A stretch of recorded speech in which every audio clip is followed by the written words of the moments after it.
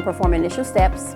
I'm going to confirm the resident's diet card. I want to make sure I confirm the resident's name, diet, eating utensils, and any condiments. I'm going to explain the procedure to the resident, and I'm going to make sure that I assist the resident to clean his or her hands if necessary.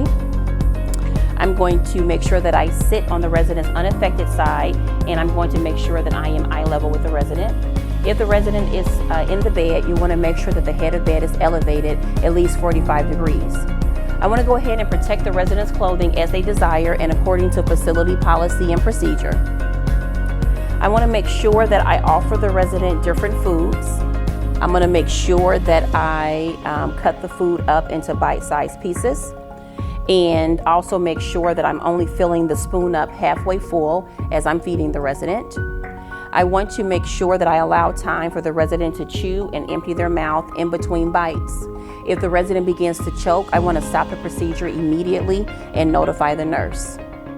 I want to frequently offer the resident beverages, and as I am offering the resident beverages and I'm feeding the resident, I want to make sure that I am keeping track and measuring intake and output and the percentage of food that the resident has eaten. I want to make conversation with the resident and make sure that the atmosphere is pleasant for the resident. Once the resident is done with their meal, I'm going to cleanse the resident's face and hands.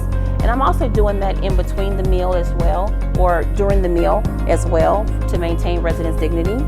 Then once we are done with the procedure and with feeding the resident, I'm going to put my towel on a dirty surface, remove the resident's clothing protector, and perform final steps.